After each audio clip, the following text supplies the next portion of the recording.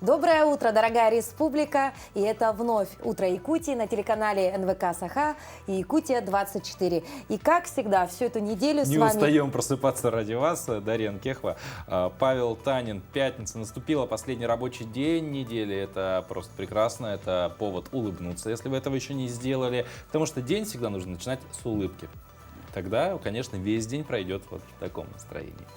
Мы сегодня, как всегда, поговорим о самом актуальном, об интересных фактах. Ну и, конечно, обязательно поговорим о новостях культуры, потому что в эти дни в нашей столице проходит фестиваль очень интересный, а какой, узнаете чуть позже. Ну, вообще целая череда фестивалей и премьер, я бы сказал. Также мы немного сегодня расскажем, поговорим о спорте, еще об экологии. Напомним, что также мы обещали разыграть сегодня пару пригласительных билетов на, собственно, спектакли фестиваля «Территория Якутска». Ну и, конечно же, чтобы принять участие в этом розыгрыше, вам нужно обязательно быть подписанным на наш телеграм-канал, который вы видите сейчас на экране. Пожалуйста, вот QR-код сканируйте, и все у вас получится. Ну или просто зайдите в телеграм, напишите в поисковике «Утро Якутии» слитно, и тоже найдете наш канал, подпишитесь. Там будет специальное сообщение про розыгрыш, и вы там будете оставлять свои правильные ответы. Но о вопросах мы поговорим уже чуть попозже, их объявим. Да, оставайтесь с нами в течение ближайшего часа, и у вас появится уникальная возможность, ну, во-первых, проснуться вместе с нами, а во-вторых, возможно, выиграть приятные подарки. Да, ну и что ж, для начала, как всегда, по традиции нашей фирмы начнем с чего? Поговорим немножко о погоде. В центральных районах температура воздуха на 6 часов утра была на отметке плюс 15 градусов. В заречной группе 16 градусов тепла. В южных районах плюс 6, плюс 10. В Вилюйской группе до 13 тепла. В Нижнеленских районах 16 градусов со знаком плюс. В западных районах 13 градусов выше 0. В Колыман-Дигирской группе улусов 1-14 градусов. В Янских районах плюс 9, плюс 14. На северо-западе от минус 1 до плюс 12. В Якутске температура воздуха на 6 часов утра была на отметке 16 градусов. Атмосферное давление 751 миллиметра ртутного столба. Ветер южный 2 метра в секунду. Сегодня днем преимущественно без осадков. Ветер южный 2-6 метров в секунду. Температура воздуха ожидается до плюс 26 градусов.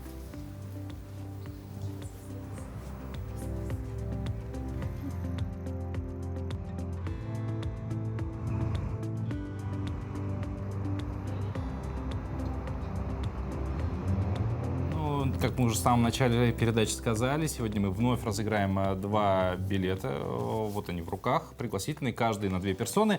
Это спектакли «Все пути ведут на север» и «Азор».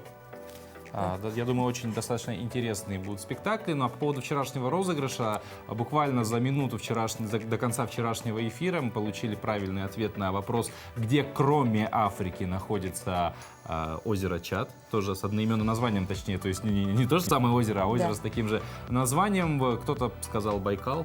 Да, действительно, сказал, это был очень сложный вопрос, лишь потому, что его сложно было прогуглить. Действительно, в поисковике ответ на этот вопрос было очень сложно найти. Либо ты должен был знать, либо ты должен быть реально приложить усилия. И действительно, интересоваться географией. в течение часа вчера практически мы не получали правильный ответ, но под конец нашего эфира все-таки он пришел. И мы поздравляем победителя. Да. Обязательно Татьяна с вами... Владимировна ее зовут, с ней уже связались. Ну а правильный ответ на этот вопрос: одноименное озеро находится в Абыйском районе. Так, Якутии. То есть, в принципе, у нас тут на родине.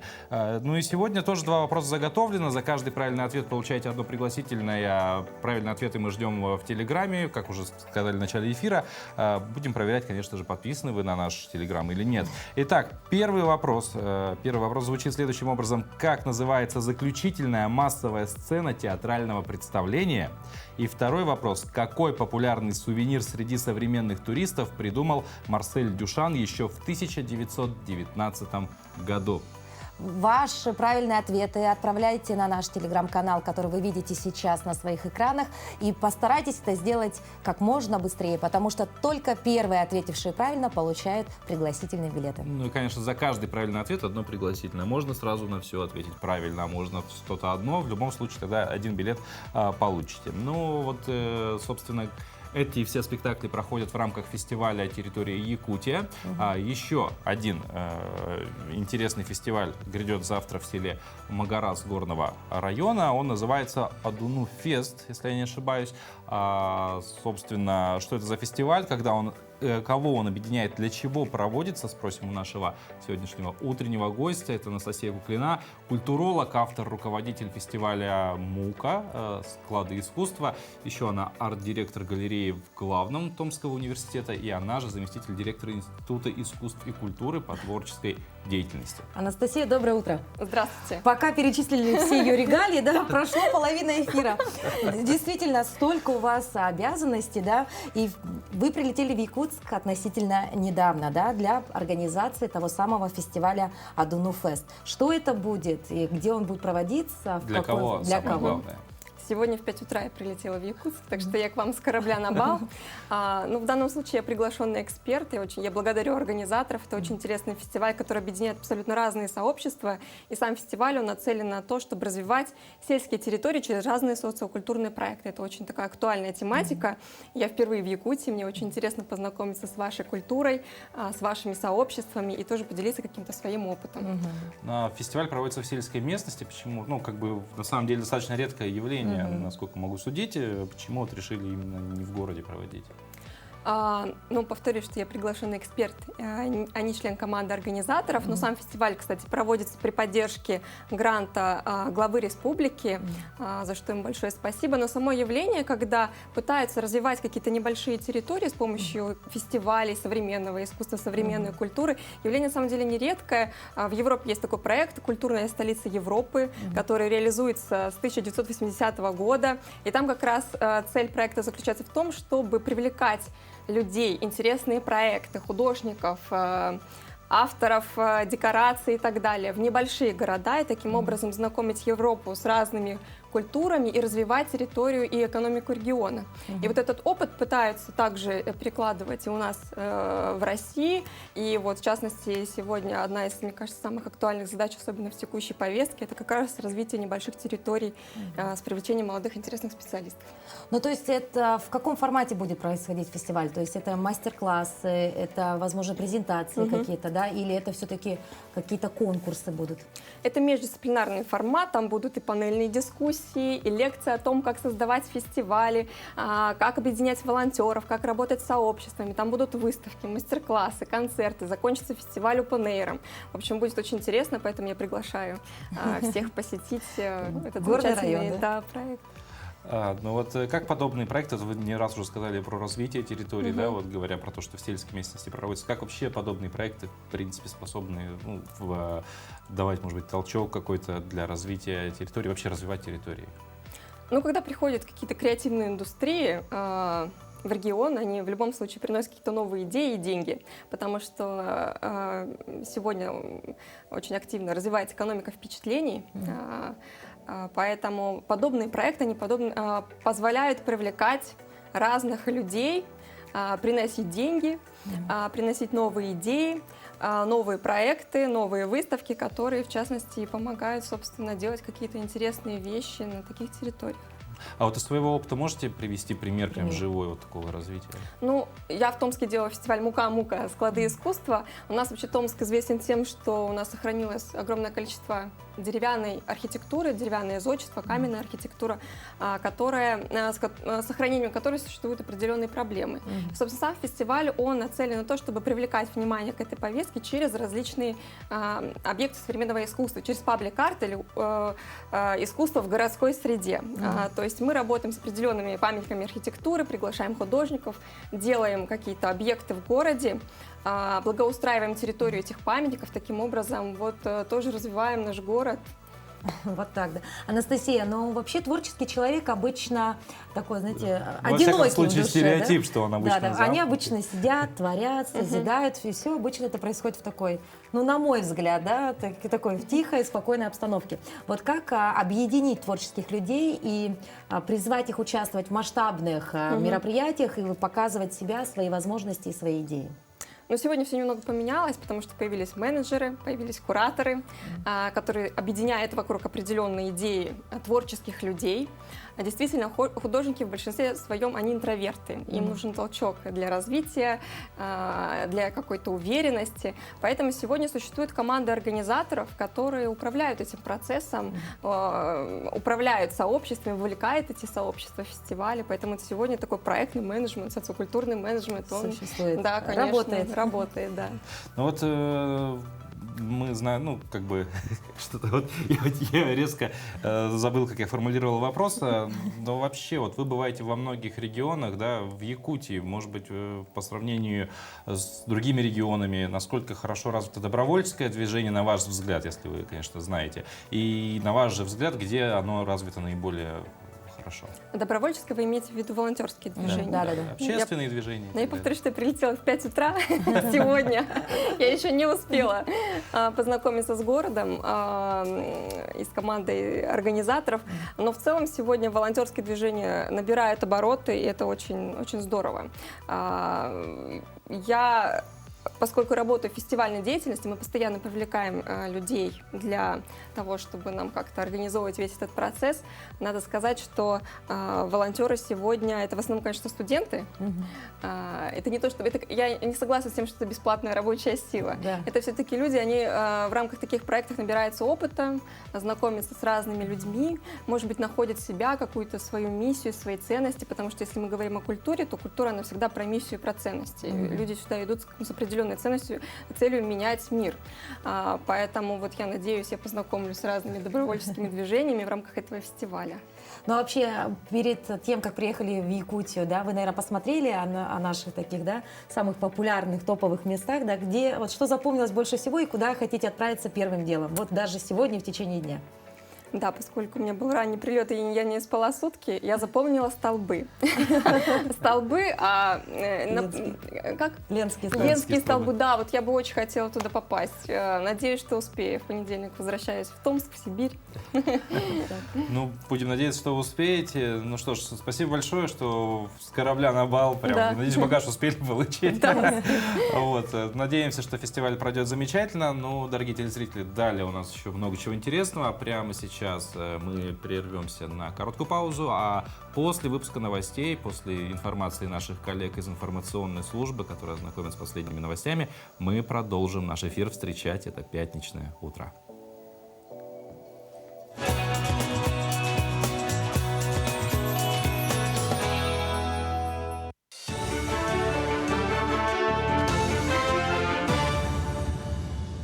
Коллеги, доброе утро. Доброе утро, Якутия. Далее блок новостей. Движение паромов на реках региона можно отслеживать онлайн. Для этого на суда устанавливают специальные трекеры, сообщает Минтранс. Всю информацию о расписании рейсов, тарифах и движении паромов можно отслеживать онлайн на сайте и в мобильном приложении «Паромы Якутии». Сейчас к сервису подключены паромные переправы через Лену по маршрутам Якутск-Нижний Бестях и Качекадзе-Максоголох, а также переправа на реке Вилюй. Также доступна видеотрансляция с причалов паромной переправы Якутск-Нижний Бестях для отслеживания накопления автотранспорта. Тем временем первая баржа с углем прибыла в Амгу. Экипаж теплохода «Капитан Зырянов» под командованием капитана судна Виталия Вакуленко привезли 2,5 тонны угля. Водным путем планируется доставить еще 7,5 тонн. Остальное завезут по земле из Харбалаха и Сангара. Обычно за отопительный сезон 40 котельных потребляют примерно 60 тысяч тонн угля. Но зимой этого года для отопления всех котельных потребность увеличилась до 74 тысяч тонн. Сегодня вот 1 июня подошла первая баржа, 2500 тонн. Следом идут еще две баржи по 2,5. Это в общем 7 тысяч уже на реке Амга. И если у нас вода слишком не упадет, то еще по рейсу сделают. В общем плане у нас 18 тысяч по плану должно подойти сюда, Джибари-Кихая. Сегодня завершится отбор в детскую школу искусств столицы. На сегодняшний день это самое престижное образовательное учреждение по данному направлению в республике. Число детей, желающих попасть в школу, с каждым годом растет. Вакантных мест на бюджет по всем направлениям 28, а уже поступило более 500 заявок. Отбор в школу завершат сегодня. Желающих очень много. По каким направлениям? Это значит, конечно, хореографическое творчество. Это вот одно направление. И второе – это музыкальное. Музыкальное у нас здесь по видам инструментов. Это фортепиано, скрипка, виолончель. Среди ударных, конечно, духовых и ударных – это флейта, валторна, труба и ударные инструменты. И я думаю, что еще заявления будут поступать, потому что у нас в августе еще 29 и 30 будет объявляться дополнительный набор. И важно отметить, что вообще очень приятно отметить очень такой живой спрос среди горожан, да, для поступления в детскую школу искусств. В Москве завершился финал 10-го международного инженерного чемпионата «Кейзын». В этом году он посвящен теме «Индустрия 4.0». На финал приехали более 130 команд студентов, 15 из которых из Лиги молодых специалистов и 6 команд из специальной лиги. Студенты представили решения по 10 отраслевым направлениям. Задания поступали от компаний-партнеров чемпионата. К слову, партнером горных направлений «Кейзын» традиционно выступает «Алроса». Компания курирует направление геологоразведка и горное дело.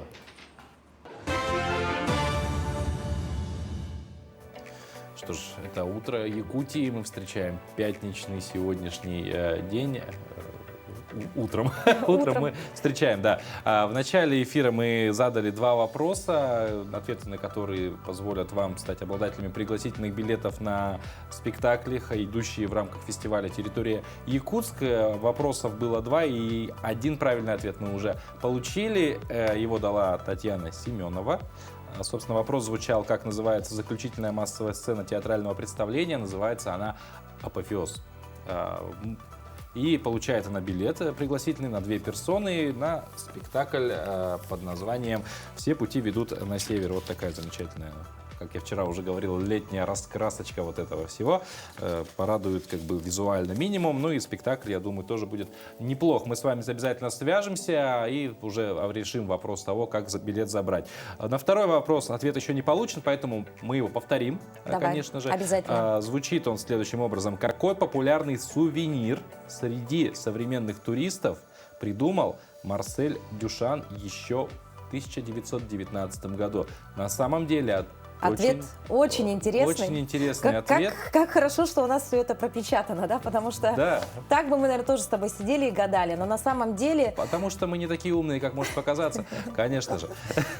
Ну, итак, про нашу телевикторину мы поговорили. Ну а теперь самое время заглянуть в календарь и узнать, чем же примечателен день 3 июня. 3 июня – Всемирный день велосипеда, один из праздников ООН. По народному календарю, если 3 июня было дождливым, то ждали ненастную осень. Если идет дождь с градом, это предвещает снег с крупой 3 декабря. 3 июня 1785 года – день рождения парашюта. Франсуа Бланшар продемонстрировал сконструированный им купол, а первый эскиз парашюта нарисовал Леонардо да Винчи в 1483 году. 3 июня 1892 года – день основания футбольного клуба «Ливерпуль». 3 июня 1927 года в Москве снесли Красные ворота. Эту триумфальную арку построили в 1709 году по приказу Петра I в честь победы над шведами в Полтавской битве, а снесли для упорядочения дорожного движения. 3 июня 1965 года американский астронавт Эдвард Уайт стал первым американцем и вторым в мире человеком, вышедшим в открытый космос. В 1843 году в этот день родился Климент Тимирязев, русский естествоиспытатель, один из основателей русской школы физиологии растений. 3 июня 1865 года на свет появился Георг V, король Великобритании. 3 июня 1876 года родился Николай Бурденко, русский и советский хирург, основоположник российской нейрохирургии. 3 3 июня 1885 года родился Яков Свердлов, советский политический деятель, революционер. В 1908 году в этот день появился на свет Борис Рыбаков, советский и российский археолог и историк, академик Российской академии наук. 3 июня 1982 года родилась Елена Исенбаева, российская прыгунья с шестом, двукратная олимпийская чемпионка. Именины в этот день празднуют Елена, Кирилл, Константин, Михаил, Федор и Ярослав. Сегодня замечательный праздник – Всемирный день велосипеда. Один из лучших праздников, я считаю. В году. Да, в году, конечно же. Ты вот даже сама на велосипеде. Да, кстати говоря, после долгого такого затишья стала практиковать это дело. Да. Очень нравится. Я ранее катался, но был вынужден, конечно, от велосипеда на неопределенный пока срок избавиться, но я до сих пор приглядываюсь к моделям каким-нибудь интересненьким, чтобы, не обязательно прям интересно, имеется в виду и модель, которая меня устроит, чтобы вновь сесть на этого железного педального коня. Как бы это ни звучало странно, но в принципе на педалях-то он и работает. А вот как показал недавний опрос Центра управления регионом, 72% опрошенных жителей Якутска готовы передвигаться на велосипедах и самокатах, но при наличии безопасных велодорожек. К сожалению, таковых в городе у нас почти нет. Поэтому велосипед пока не превалирующий вид транспорта, по крайней мере, в нашей столице. И как показывает исследование, на собственном автомобиле передвигается 41% жителей Якутска. Преимущественно пешком ходит 31%, автобусами пользуются 39% горожан.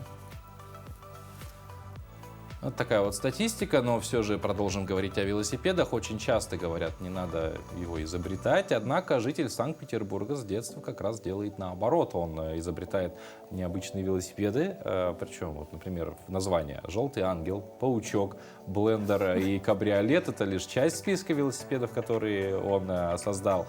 Создателя зовут Игорь Баранас, изобретательный человек. Изобретатель рассказал, что впервые занялся усовершенствованием двухколесного транспорта, когда ему было 13 лет. Тогда Игорь переделал небольшой детский велосипед в подростковый. В 16 лет он стал заниматься созданием веломобилей, чем увлекается до сих пор. И фотографируется, и просит прокатиться, и обычный вопрос, как ты туда залез. Это первый вопрос. Второй вопрос, как ты оттуда слезаешь. Мне нравится вообще чувствовать полет на этом велосипеде. На обычном велосипеде ты как-то едешь вот так низенько так над землей, а здесь вот уже повыше, уже чувствуется какой-то небольшой полет есть. Сейчас Баранас работает над велокабриолетом из корпуса ВАЗ-2105 желтого цвета, вдохновленного болидами Lamborghini. Обязательно желтого цвета, потому что желтый — это мой любимый, вот как вы видите, все желтое. Я, конечно, не сумасшедший, не считаю себя таким уж совсем. Но желтый цвет мне нравится с детства, я просто экспериментировал. Рамы велосипедные красил в разные цвета, и вот желтый все-таки оказался ближе мне по духу. Такой солнечный, яркий, и видно его издалека. Теперь на счету Баранаса более 200 необычных транспортных средств, в том числе велосипед высотой более 6 метров, а также 40-сантиметровый мини-велосипед. Такие железные кони пользуются большим спросом в кино, театре и на фестивалях. Но самые частые заказчики – родители детей с ограниченными возможностями. Для детишек с ДЦП какие-то делают трехколесные велосипеды, двухместные велосипеды, что мог ребенок ехать с родителем. Родитель едет сзади, перед собой он видит ребенка, управляет рулем, таким больше, чем стандартным рулем. И вполне безопасно можно таким образом кататься. Работы петербургского умельца можно встретить не только на выставках по всей Европе, но и в фильме «Дуэлянт», российском сериале «Шерлок Холмс» и в музее необычных велосипедов в Угличе. Интересное изобретение, действительно, изобретательный человек, но на таких велосипедах, конечно, особо велоспортом не позанимаешься. Тем не менее, на дороге незамеченным не останешься, точно, это можно гарантировать. Тем более я вижу, что, скорее всего, у этого изобретателя любимый цвет желтый, да? Ты не заметил? Судя, по основным расцветкам моделей, да. Но раз мы уже сказали про велоспорт, в принципе, про спорт сами поговорим. Вообще в эти дни по всей Якутии, в трудовых коллективах, учебных заведениях якутяне сдавали нормативы ГТО. Более 6 тысяч человек приняло участие в республиканской акции. О том, как нормативы ГТО сдавали в Мирном, в репортаже наших коллег.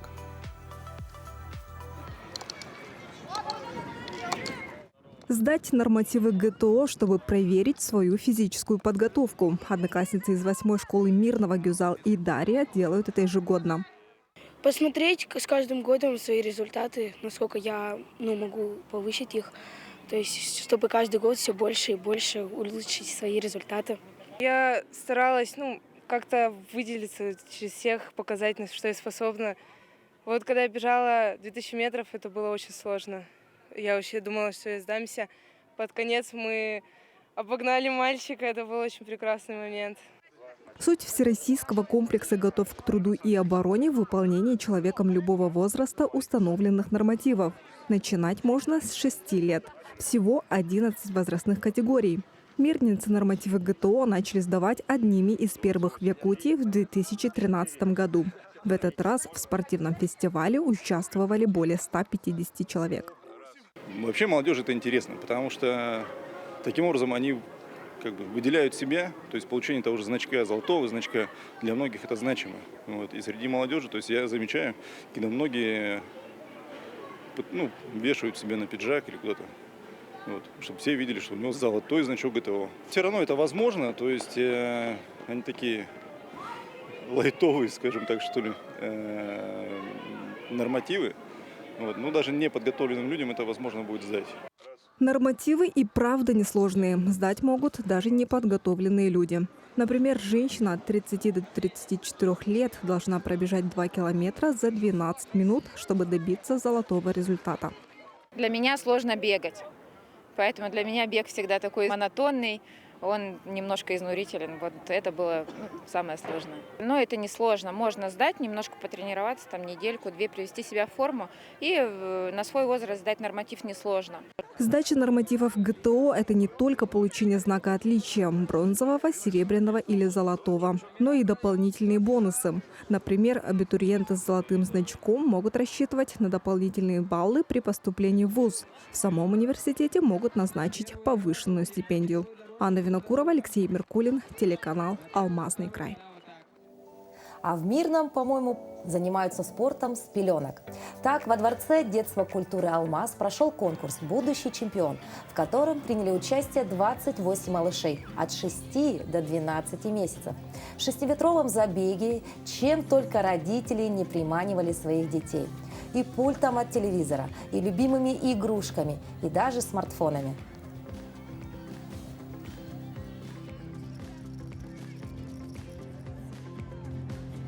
С собачкой пришли. Это его любимая игрушка.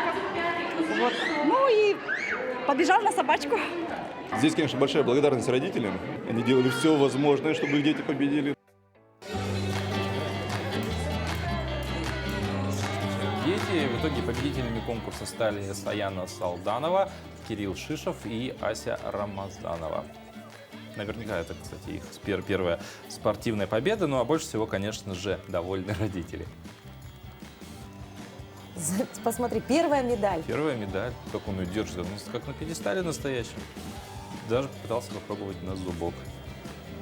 Это такой очень хороший праздник не только для детей, но и для их родителей. И мне кажется, можно взять, такой некий пример с них, по всей республике проводить, республиканский чемпионат. Заползание малышей, как правильно назвать? Республиканское первенство.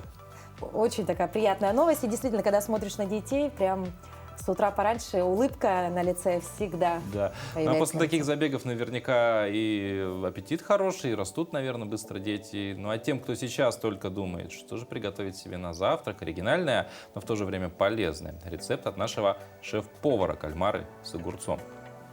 Всем привет! Меня зовут Новгородов Евгений. Я сушеф ресторана «Вино и мидии». Сегодня мы будем готовить полезный завтрак. Главным ингредиентом станет кальмары. Когда покупаете кальмары, обращайте внимание на цвет. Кальмары должны быть более матового белого цвета, не глянцево-белые, потому что глянцево-белые, они будут у вас жесткие. Я уже подготовил кальмары, мы их отварили. При варке нужно понимать, что кальмары варятся максимум 2 минуты. Если варить больше, соответственно, они переварятся и будут жесткие. Кальмары режем кольцами. Дальше нам понадобится огурец. Из огурца мы сделаем лапшу. Мы ее нарезаем сначала пластиками, Чтобы удобно было резать, я советую взять огурец, разрезать его пополам, чтобы он удобно лежал. И начинаем нарезать очень тонко, вместе с кожицей. В кожице огурца находятся все витамины, которые нужны нашему организму. Нарезаем тонкими полосками.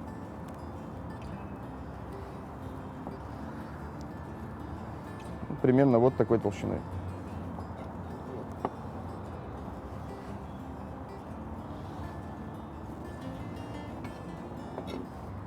Эта закуска богата белком за счет кальмара. Кальмар — это, по сути, целый белок, да, то есть там больше ничего нет. Огурец богат витаминами и клетчаткой, то есть, по сути, это блюдо выводит холестерины из организма, шлаки, токсины, ну и так далее. В общем, мы нарезали лапшу из огурца, все это складываем в миску. Кальмара отварного помещаем туда же и придумываем заправку. Заправка может быть на самом деле любая. Я сделаю классическую, то есть мы возьмем оливковое масло. Дальше мы возьмем соевый соус. И любой цитрус, который вам нравится. Я возьму лайм, можно взять лимон, либо апельсин, тут уже кому как нравится. И немного сока сюда выдавливаем. Все это перемешиваем. И дальше у нас самое главное – это сервировка блюда. Чем вкуснее вы подадите блюдо, тем вкуснее его будет потом кушать.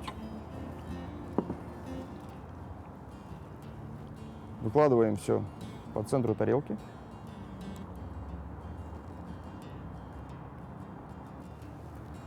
Дальше мы возьмем помидорку черри, сделаем из нее 4 четвертинки. И возьмем лайм. Лайм мы закарамелизируем за счет горелки, но в домашних условиях можно воспользоваться обычной сковородкой сухой. То есть вы включаете сковородку, кладете, и через 2 минуты у вас будет карамелизированная вот эта сторона.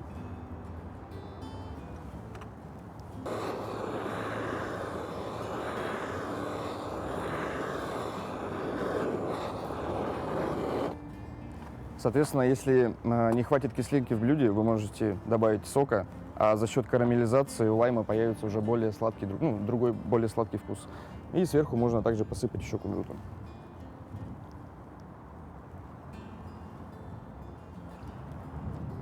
Наш питательный завтрак из кальмара и огурцов готов. Приятного аппетита!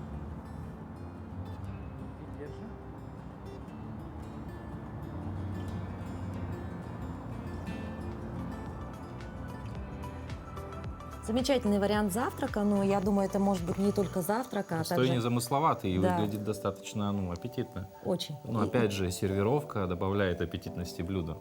Но главное, чтобы кальмар был из экологически чистого района. Ведь говорят, что именно кальмары из-за быстрого обмена веществ поглощают больше всего вредных веществ. Да. Таким образом, мы плавно перешли к теме экологии, ведь в предстоящее воскресенье, 5 июня, отмечается День эколога, профессиональный праздник всех российских защитников природы.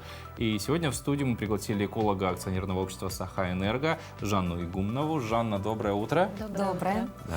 Сейчас все, что касается экологии, это очень популярно, это, так можно сказать, такое трендовое движение. Да? Мы знаем, что и в промышленной, и в энергетических компаниях, да, тоже стараются минимизировать ущерб, да, который который наносится природе. Да? Сейчас за этим очень активно следят, контролируется, да, все это. Какие экологические акции проводятся именно в вашей компании?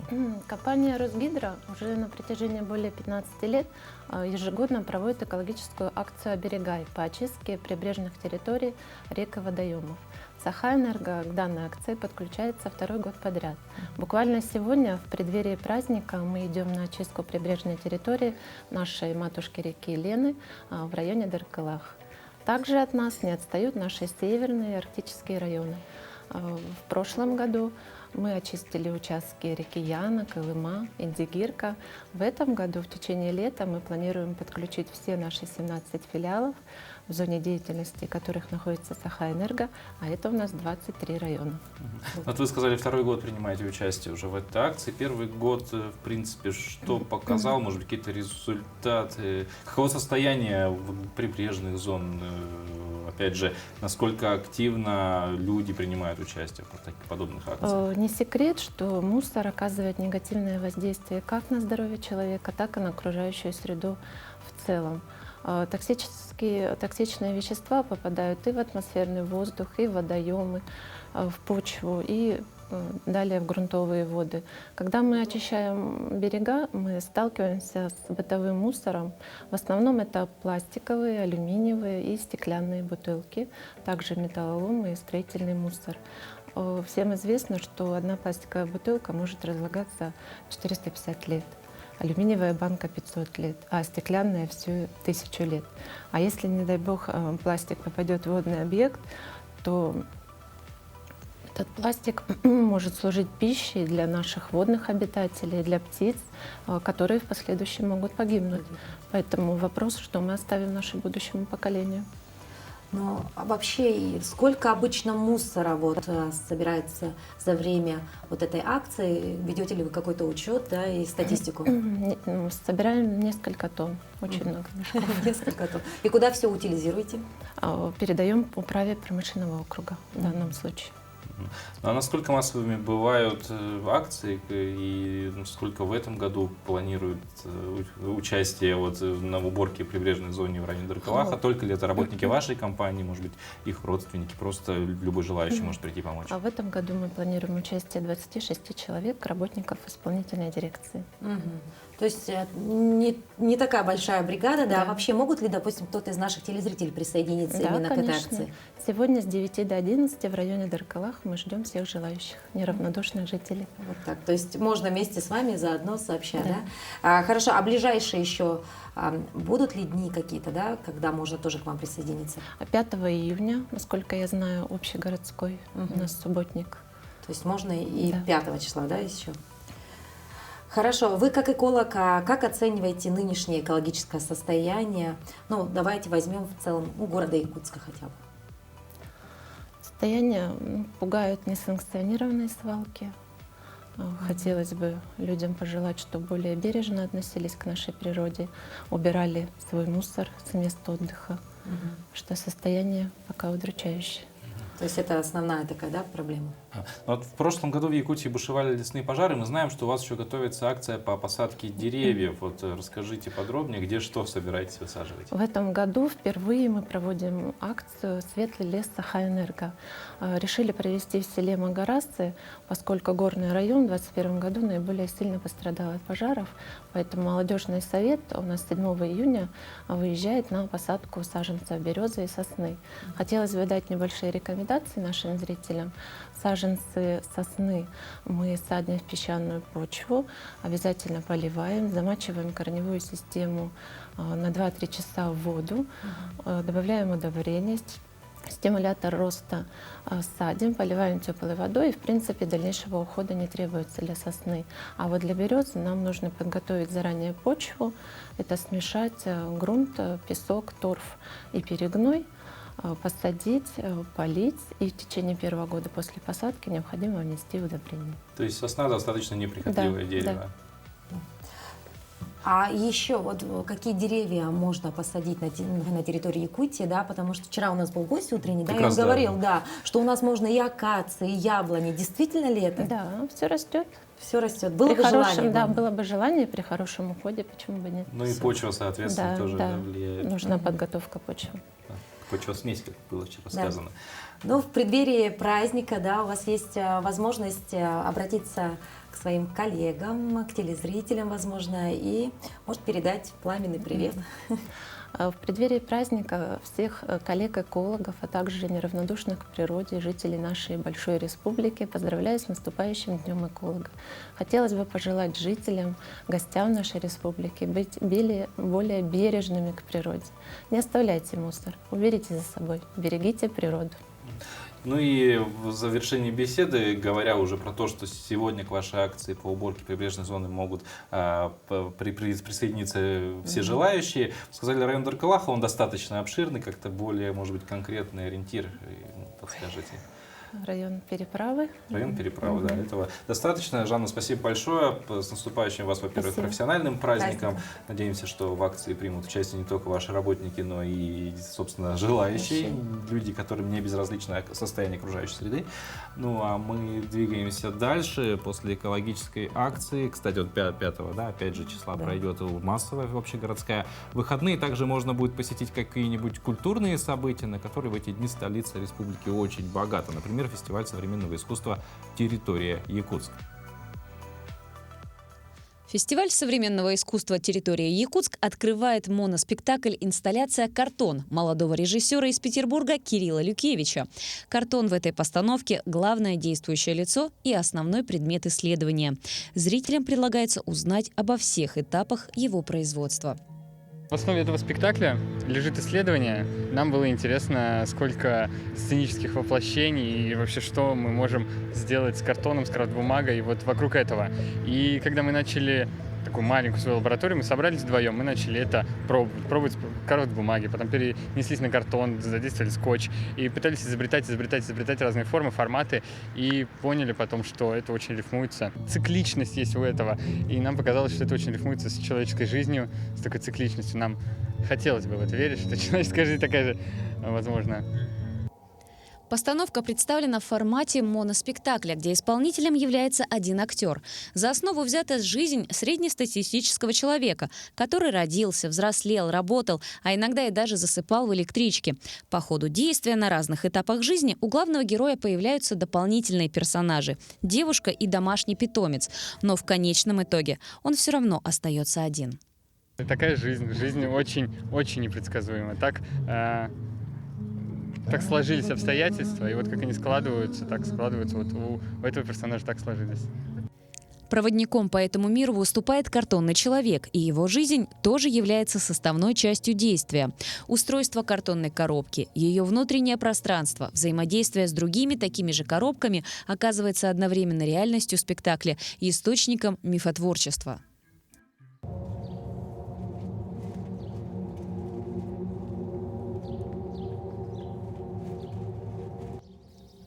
Действие спектакля длится около часа, и за это время зритель вовлечен в процесс, заинтригован и ждет, что же будет дальше. На первый взгляд, это история о круговороте картона в природе, но при глубоком осмыслении это рассказ о том, как человек, изучая мир, узнает самого себя. Полина Долинская, Артем Алексеев, Якутск. Замечательный спектакль. Я думаю, многие телезрители заинтересовались. Концепция интересная, конечно же. Да. Ну и мы возвращаемся вновь к нашей телевикторине, которую мы уже второй день проводим, да. И, конечно, нужно бы... У нас уже есть первый победитель. Да, озвучить, да. Вопрос, напоминаем, какой был вопрос. Какой популярный сувенир среди современных туристов придумал Марсель Дюшан еще в 1919 году? У нас сегодня очень активные телезрители, мы вас благодарим за это. Итак, варианты ответов были: магнит. Ну, в принципе, может быть логично, похоже на да. правду. Некий медальон. Ну, я не знаю по поводу сувениров, популярных у туристов. Но... Следующий вариант. Писсуар, фонтан. Как тебе? Очень странный. Очень странный, очень странный. Хорошо, ну и есть у нас правильный ответ. И это он же в ручную кладь даже не войдет. И это Татьяна Семенова. И правильный ответ звучит следующим образом. Это консервированный воздух. Ты представляешь? Именно так. Ты представляешь вообще такой сувенир? Ты видел, как его перевозят, как он выглядит? Я слышал и видел это, в принципе, ну не вживую, в интернете и так далее. Там, ну, в общем, в разных местах не вживую я это видел, но я этот сувенир немножко понять не могу. То есть он как бы вот он стоит, в банке консервированный. Вот, допустим, я привезу его вот домой, кому-то подарю, тебе вот подарю. Да. Он будет у тебя дома тут стоять. Воздух Парижа в квартиру в Якутске. Ты поставишь, откроешь, и все, воздух Парижа станет воздухом Якутска. Как бы, и нет сувенира. Магнит практичнее. Зато уникальность какая-то. Понимаешь, раньше, я помню, в наше время возили песок, допустим, да, сочинский песок. Ты его привозишь, засыпаешь в аквариум, все, он уже тоже не сочинский. Это еще как-то, нет, он все-таки, если в аквариуме не было другого песка, и ты засыпал туда сочинский, он еще как бы останется сочинским. А воздух-то все. Поэтому магнит, извините, а Адлер всегда останется Адлером на твоем холодильнике.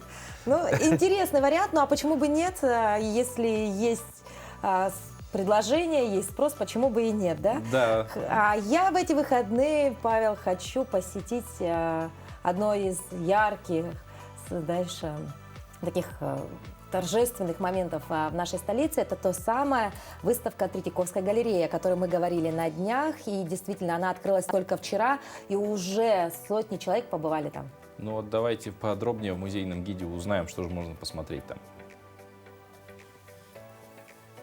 Афанасий Петрович Мунхалов – один из замечательных художников, кто в 1960-е годы вывел якутскую графику на международную арену. В 1957 году он окончил Якутское художественное училище. В 1963 – графический факультет Московского государственного художественного института имени Василия Сурикова. Искатель и аналитик, он проложил свой неповторимый путь в эстампе. На экспозиции «Генерация республики» представлены его графические произведения и, в частности, серия «Читая Аюнского». В экспозиции выставки «Генерация республики» представлена его графическая серия «Читая Аюнского», вдохновленная литературными произведениями писателя. Портрет Платона Алексеевича Аюнского создан в 1964 году, и в этом графическом произведении художник достоверно передает внешность и характер писателя. Платон Алексеевич родился 11 ноября 1893 года в Татинском Улусе в многодетной крепостной семье Алексея Петровича и Евдокии Ивановны Слепцовых. Назвали мальчика Платона в честь дяди и по церковному календарю. Примечательно, что свою литературную деятельность Платон Алексеевич Аюнский начал с 1917 года с произведения стихотворения. Это было «Песня труженика». Вообще он в своем творчестве изначально использовал псевдоним Аюнский, поскольку он был из известного шаманского рода. И уже впоследствии, в 1920 году, этот псевдоним он официально сделал своей фамилией. В 1919 году Платон Алексеевич написал ставшее широко известным в то время в Якутии стихотворение «Не все ли равно?». По мотивам этого литературного произведения Афанасий Петрович Мунхалов также создал одноименный графический лист. Его рассказы, повести, драмы вошли в золотой фонд литературы народа Саха. Ну, очевидно, что, конечно, картина Мунхалова «Платон Аюнский», она не является частью экспозиции Третьяковской галереи, но, между прочим, работы Мунхалова, на секундочку, они есть и в Третьяковской галерее, есть даже в Дрезденской картинной галерее в Германии, и во многих частных коллекциях. Ну, поэтому вот, художник достаточно сильный. Но мы не перестаем говорить вам, что необходимо присоединяться, да, к творчеству, к искусству. Это всегда здорово и это всегда полезно. Да. Ну а прямо сейчас наши коллеги из информационной службы расскажут о событиях, произошедших в республике и за ее пределами.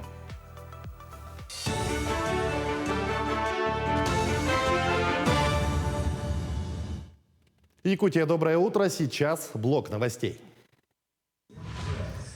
Продолжается прием документов на соцгазификацию. Документы принимают в службе «Единого окна». Каждый день поступает 150 заявок. Большинство из них направляют в электронном формате. При наличии полного комплекта далее документы передают в отдел техобслуживания. Там тщательно рассматривают возможность газификации домовладения и выдают техническое условие присоединения газораспределительной сети. Вся процедура занимает примерно 30 дней. Далее домовладельцы подписывают договор. На сегодня специалисты регионального оператора отработали более 7 тысяч заявлений, из них заключили 3700 договоров. Заключено уже 3700 договоров, да, и с исполнением в 2022 году заключено уже 2100 договоров. Да, эти договора будут выполнены в этом году. Я бы хотел указать на то, что данный договор технологического присоединения обязывает не только нас, как газораспределительную организацию, в выполнении объемов работ по подведению газопровода к домовладению, но и обязанности со стороны заявителя в том, что он должен обеспечить готовность своего домовладения к приему газа. То есть он должен закупить газовое оборудование, произвести внутренние работы по монтажу внутренних газопроводов и так далее. Первый зампред правительства Якутии проверил ремонт школы в Сунтарском районе. В этом году для Якутии впервые предусмотрены средства по федеральной программе «Модернизация образовательной системы». По этой программе в республике капитальный ремонт проводят в 58 школах. Из них 38 школ откроют свои двери после ремонта уже к 1 сентября. Сроки сжатые, поэтому правительство региона уделяет большое внимание этой работе. Первый вице-премьер Дмитрий Бердников осмотрел объект в Сунтарском Улусе. Тайбахойская школа была построена в 2001 году. Объем работы уже достаточно серьезный, выполнен на сегодняшний день с опережением даже графика по части работ. Но расслабляться не будем. Еще есть целый ряд замечаний, которые вы слышали, мы обсудили сейчас с подрядчиком. Есть определенные задачи, которые мной были поставлены для подрядчика к тому, чтобы он их выполнил в кратчайшие сроки. Но в целом хочу отметить, что работа идет хорошо. Работа идет хорошо. Приятно отметить, что родительский комитет здесь с нами, и вот мы пообщались, вовлечен полностью в процесс ремонта той школы, где их дети учатся. Торжественное открытие летней кампании провели на стадионе Центра отдыха и оздоровления детей «Сосновый Бор». Праздничную программу для детей подготовили партнеры, которые работают с центром уже многие годы.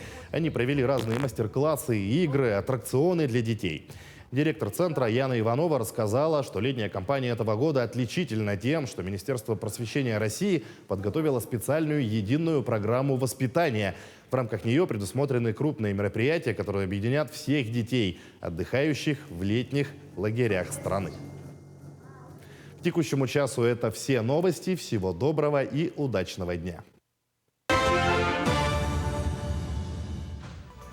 На такой позитивной ноте мы сегодня заканчиваем. Позитивная почему? Потому что были мы сегодня наполнены культурой, разными фестивалями, спортом даже и так далее. Экологией и прочими хорошими вещами. Ну и далее, конечно, мы закончим по традиции нашу пятницу музыкально. Будет у нас тут песенка, мы ее послушаем обязательно, клип, посмотрим на него. Ну а вам, дорогие друзья, мы желаем, конечно же, отличного настроения, хорошего дня. Пусть у вас пройдут отличные выходные. И мы тем временем перемещаемся на крышу национальной вещательной компании «Саха», где по старой доброй традиции каждую пятницу мы будем зажигать вас музыкальными композициями.